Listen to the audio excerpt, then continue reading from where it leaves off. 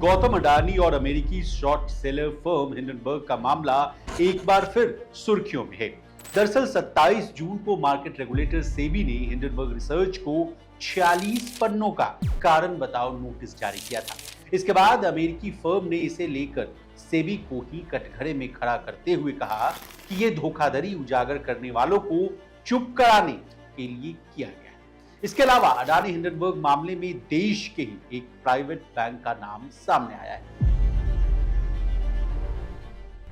अब क्या है नया बखेरा, सेबी के नोटिस में क्या है, देश के प्राइवेट बैंक का नाम आने के बाद इस बैंक के शेयरों में जोरदार पिटाई क्यों है, ये सब बातें और तह तक की जानकारी आपको आज के इस वीडियो में देने की कोशिश करेंगे। नमस्कार, आप देख रहे हैं लोकमत हिंदी और मैं हूं आपके साथ विशाल शर्मा। इस पूरी कहानी को 5 सवालों में हम बांटेंगे, उसके बाद इसके धागे खोलने की भरपूर कोशिश करेंगे। पहला सवाल यह है कि सेबी ने क्या नोटिस भेजा जिससे गौतम अडानी और अमेरिकी शॉर्ट सेलर फर्म हिंडनबर्ग का मामला फिर से जीवंत हो गया। भारतीय मार्केट रेगुलेटर सेबी ने अमेरिकी short seller Hindenburg research, Nathan Anderson यानी जो हिंडनबर्ग के मालिक हैं, और Mauritius based FPI mark Kingdon को कारण बताओ नोटिस यानी शो कॉज नोटिस जारी किया था। अब कारण बताओ नोटिस के 4 बड़ी बातें क्या हैं, आसान भाषा में समझने की कोशिश करते हैं। पहला पॉइंट है, हिंडनबर्ग रिपोर्ट के पब्लिकेशन से ठीक पहले और बाद में अडानी इंटरप्राइजेस के शेयर में कुछ इंस्टीट्यूशंस की ट्रेडिंग एक्टिविटी के मामले में कारण बताओ नोटिस जारी किया गया। हिंडनबर्ग रिपोर्ट जारी होने से पहले अडानी इंटरप्राइजेस के डेरिवेटिव में शॉर्ट सेलिंग एक्टिविटीज में कंसंट्रेशन देखा गया था। दूसरा पॉइंट है कि रिपोर्ट जारी होने के बाद यानी 24 जनवरी 2023 से 22 फरवरी 2023 तक की अवधि के दौरान अडानी इंटरप्राइजेस के शेयरों की कीमत में लगभग 59% की गिरावट आई। 24 जनवरी 2023 से 22 फरवरी 2023 की इस अवधि के दौरान शेयरों में किस तरह बदलाव आया उसे भी सेबी ने अपने नोटिस में बताया।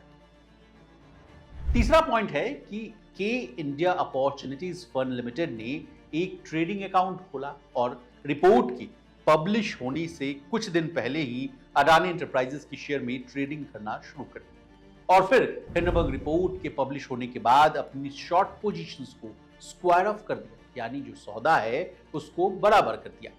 इससे कंपनी को 100 करोड़ नहीं बल्कि 183.24 करोड़ रुपए का तगड़ा मुनाफा हो। चौथा पॉइंट है कि हिंडनबर्ग रिपोर्ट ने स्कैंडल जैसे कैची हेडलाइन के उपयोग के माध्यम से जानबूझकर कुछ तथ्यों को सनसनीखेज और डिटॉर्ट किया। सेबी ने नोटिस में कहा कि हिंडनबर्ग रिसर्च ने बिना किसी साक्ष्य के अपनी रिपोर्ट में गलत बयानबाजी। तो ये तो बात हुई सेबी के 46 पन्नों के शो कॉज नोटिस की। अब दूसरे सवाल पर आते हैं। इस नोटिस के बाद क्यों हिंडनबर्ग बौखला गया और बौखला कर क्या बोला?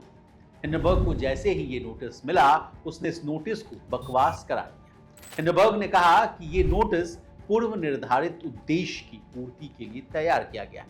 यही नहीं, नाथन एंडरसन के नेतृत्व वाली इस कंपनी ने सेबी पर बड़ा आरोप भी लगाया। बिजनेस टुडे पर छपी रिपोर्ट के अनुसार हिंडनबर्ग की ओर से कहा गया कि ये नोटिस भ्रष्टाचार और धोखाधड़ी को उजागर करने वालों को चुप कराने और डराने का एक प्रयास है।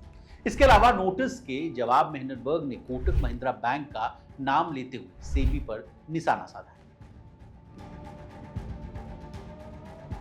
कहानी के इस पड़ाव पर आने के बाद आपके मन में यह सवाल जरूर आ रहा होगा कि कोटक महिंद्रा बैंक का इस मामले में क्या रोल है। हिंडनबर्ग ने सेबी के नोटिस के जवाब में कोटक महिंद्रा बैंक का नाम लिया। अमेरिकी फर्म ने यह सवाल पूछा है कि आखिर सेबी ने अपने नोटिस में कोटक महिंद्रा बैंक का पूरा नाम क्यों नहीं लिया। हिंडनबर्ग का कहना है कि सेबी ने हम पर अधिकार क्षेत्र का दावा करने के लिए काफी मशक्कत की, लेकिन उसके नोटिस में स्पष्ट तौर पर उस पार्टी का नाम ही नहीं लिया गया जिसका भारत से असल संबंध है। ये पार्टी कोटक महिंद्रा बैंक। हमारे इन्वेस्टर पार्टनर के लिए इसी बैंक ने ऑफशोर फंड स्ट्रक्चर बनाया और उसकी देखरेख की। हमने इसी का इस्तेमाल करके अडानी के शेयरों को शॉर्ट किया। हिंडनबर्ग ने आगे कहा कि अपने नोटिस में कोटक के नाम को KMIAL के संक्षिप्त नाम से छिपा दिया, यानी शॉर्ट फॉर्म लिखा गया। KMIL का मतलब होता है कोटक महिंद्रा इन्वेस्टमेंट्स लिमिटेड। अमेरिकी शॉर्ट सेलर फर्म ने आरोप लगाया कि सेबी ने शायद बिजनेसमैन को जांच के दायरे से बचाने के लिए कोटक का नाम छिपाया। हिंडनबर्ग ने कहा कि कोटक बैंक के फाउंडर उदय कोटक ने सेबी की 2017 की कॉर्पोरेट गवर्नेंस कमेटी की अध्यक्षता की थी, लिहाजा हमें संदेह है कि सेबी ने कोटक या कोटक बोर्ड के किसी अन्य सदस्य का जिक्र इसलिए नहीं किया ताकि किसी अन्य शक्तिशाली भारतीय बिजनेसमैन को जांच के दायरे में आने से बचाया जा सके। बता दें, जैसे ही कोटक महिंद्रा बैंक का नाम सामने आया वैसे ही इसके शेयरों में तगड़ी पिटाई शुरू हो गई। शेयर 820 रुपए के लेवल से सीधा 1737 के लेवल पर आ गया। दिन के दौरान कोटक बैंक के शेयरों में 3 से लेकर 4% तक की गिरावट देखी जा रही है। इसी गिरावट और उहापोह की स्थिति में बैंक की तरफ से बयान जारी करके कहा गया कि हिंडनबर्ग कभी हमारा क्लाइंट नहीं रहा है और हमें हिंडनबर्ग का पार्टनर होने का कोई जानकारी नहीं। अब किसके दावे में कितनी सच्चाई है ये तो जांच के बाद ही पता चलेगा। लेकिन हिंडनबर्ग यहीं नहीं रुका, बल्कि आरटीआई फाइल करने की धमकी भी देने लगा। अब राइट टू इंफॉर्मेशन वाला मामला क्या है उसको भी समझने की कोशिश करते हैं। हिंडनबर्ग रिसर्च ने कहा कि वो सेबी की प्रोसेस के बारे में और अधिक जानना चाहता है। वो सेबी के उन कर्मचारियों के नाम मांगने के लिए एक आरटीआई दाखिल करेगा जिन्होंने अडानी और हिंडनबर्ग दोनों मामले पर काम किया। हिंडनबर्ग ने कहा कि हम सेबी और अडानी और उनके विभिन्न रिप्रेजेंटेटिव्स की मीटिंग और कॉल्स की बेसिक डिटेल्स भी बोर्ड से मांगी। चौथा सवाल आपके मन में यह आ रहा होगा कि यह बखेरा और बवाल के पीछे का कारण क्या है, यानी हिंडनबर्ग ने बीते साल क्या आरोप लगाए थे जिसके बाद ये पूरा मामला जो है अडानी हिंडनबर्ग का मामला जो है प्रमुखता से उजागर हुआ।